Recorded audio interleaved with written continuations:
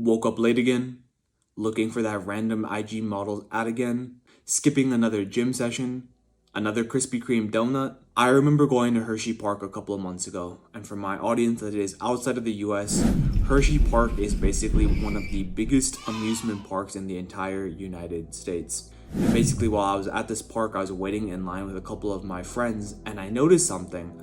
I noticed something that probably every single person notices, but not something that people actually think about. Everyone that is there is with other people. Maybe it's a friend, a girlfriend, family, or your group of friends. Except for this one guy.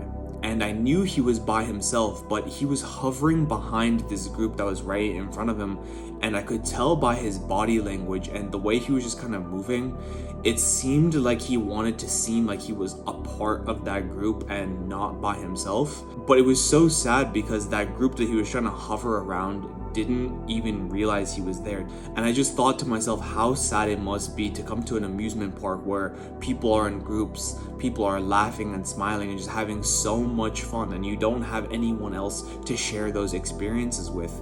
To fill this void of this loneliness that he probably felt all day long. He probably just ate some of the worst food there, probably ate a bunch of dessert and all those candies and treats that are at amusement parks and carnivals. He probably hit a weed pen later. He probably even jerked off to avoid thinking about the loneliness. Now you might say, stop judging. He might be one of the happiest people ever. You might be right, and I hope you are. But to be honest, I don't think so. Looking at his body language, I could tell he was happy to be there in the sense of like something fun to do, but he was not happy to be there alone. And that is why I'm making this video. Have you actually thought where bad habits come from in the first place? Like how it turns from doing a bad habit once to doing it over and over and over again to the point that it becomes your default setting. Every single habit and every decision you make is controlled by your self-esteem. How you feel about yourself completely correlates to the things that you do on a daily basis. The reason that you keep jerking off, even though you don't want to, is completely because of how you feel about yourself right now. There is something going on in your mind and your body that you are just simply not happy about. And a big reason, especially for young men between the ages of 18 to 24, the reason that they have low self-esteem is because they're isolating themselves. By being social, by being around other people, and especially other people who you enjoy being around, this one single thing boosts your self-esteem more than any other thing that you can do. You have a sense of acceptance, a feeling of belonging, maybe even for some of you, a sense of purpose. Regular, boring, and mundane activities that we have to do on an everyday basis becomes so much more enjoyable and light. Yes, we talk about going to the gym and getting ripped and things like that, or even making a bunch of money. But think about how many people there are that probably go to the gym every single day. That's all they do, and they make a bunch of money, and they're still completely lonely. They're all by themselves. None of that stuff matters if no one acknowledges you, no one notices you, no one knows that you even exist. You have no one to share that money with or those experiences with. What does it matter if you have all of those things? Now you might be just saying you're one of those people that are more peaceful on their own, that you just like your own alone time.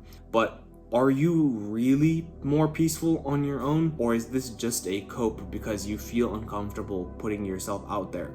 If you're always feeling low, heavy, and depressed, ask yourself genuinely, when is the last time I've been out of the house or just done something enjoyable with other people? And this is something that I very much struggled with myself at times, being isolated and being lonely, to where I am now. And even though I'm nowhere where I want to be in terms of socializing, it's at least a step in the right direction. Last Wednesday after work, I went and played pool with one of my coworkers, and on Thursday I hung out with my girlfriend pretty much all day. And now this weekend for Friday and Saturday, I already have a few plans lined up. There was a time before this where the only time I would be leaving the house before I even started working was just to go to the gym.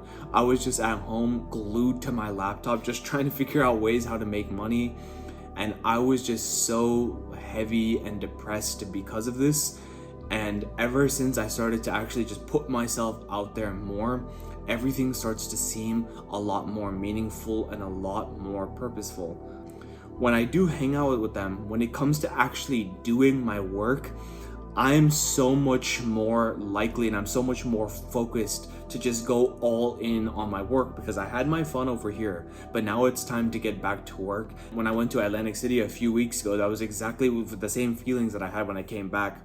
Naturally, I slept very late, I was gambling, I was going out. When I came back and I was able to just work, I was so much more like just kind of like a missile, just ready to launch and to explode into my work because I had that. Now I'm back here and now I feel like I actually have the drive to do what needs to be done. When you're always by yourself and you're lonely and you're bored and stressed, even when it comes to doing the good habits that you know that you need to do, you're not going to be consistent at it because everything just feels pointless. So if your self-esteem is low right now, you need to become more social. And if it feels like it's scary, you need to pick between the scaries. You can either pick between the scary of where you are right now and being alone, or the scary of a little bit of embarrassment of trying to make new friends and being more social. People often talk about when it comes to self-improvement of starting to eat clean and going to the gym. Going to the gym, even if you do that every single day when you start, it's going to take at least 3, 4, 5, 6 months to start seeing any sort of results. And it's very easy to quit during this time or to not want to keep doing it. But if you make friends before and you start socializing, now you can start including them when you do go to the gym. And when it comes to making friends, you can make a friend today. You can go outside, go onto the road while you're just taking a walk and strike up a conversation with someone, and depending on how it goes, you could become close friends with them eventually. So now that you know the importance of socializing, how do you start?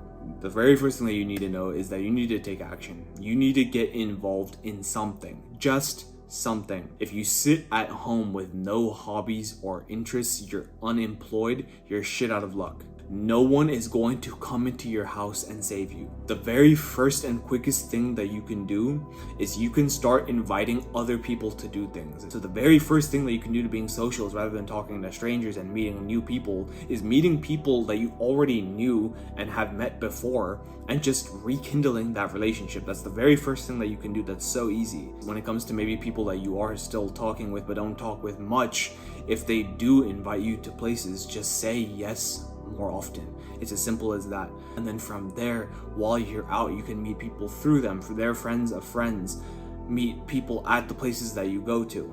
But besides that, the best place to meet completely new people and to meet people who are a little bit more aligned to what you want to do, I say the very best place that you can meet people is either at the gym or some sort of sports club, because people are there for the intention of getting in shape, to be physically active, and that's just a really good routine and habit to have.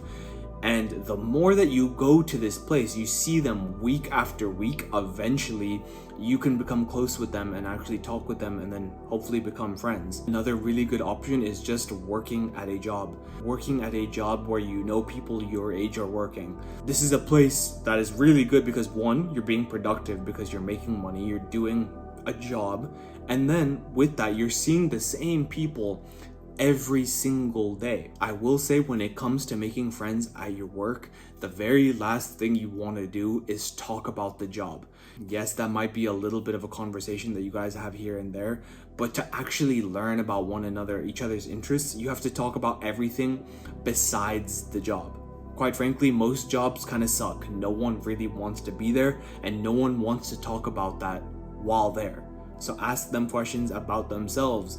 Ask them questions of where did they work before, what are they studying, what do they want to do, what are their interests and hobbies. Now again, these might not be places where you find your best friends, your ideal people, but it is a stepping stone and a step in the right direction. You are getting involved in activities that are not only productive, but you're meeting people there as well. And then now you can do these things with other people, meet them outside of these places. You need to start somewhere. And just very lastly, in terms of what to say, people think that you need to come up with this crazy dialogue. You need to come up with this script of best one-liners when it comes to talking to people. And it might help here and there, but it's really a lot simpler than that. It just really comes down to a genuine interest in other people. When you ask about other people and you genuinely want to know what is going on in their lives, people will feel that. People, for the most part, are kind of fake nowadays. the more authentic and the more just real you seem and you're curious about them, they will respond with that same energy. A lot of people think there's a box of things that you can say and not say, and I made a video about this, of how to have better conversations. But basically, people think there's things that you should say and not say. And a lot of the things that you think you can say are the same boring and routine conversations that everyone has with one another. That is not going to create a strong bond with someone. If there's something that you feel is uncomfortable or things that you don't feel like you should say at work, trust me, it's probably better that you do say it. This is probably advice that you don't hear from other people. They say to play it safe and to respect boundaries.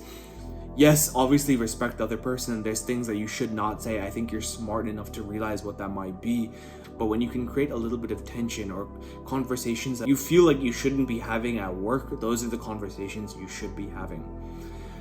Anyways, I know this might have been a longer video, but I hope you got a ton of value from this video. And as always, I wish you all the utmost success, because there's plenty for all of us.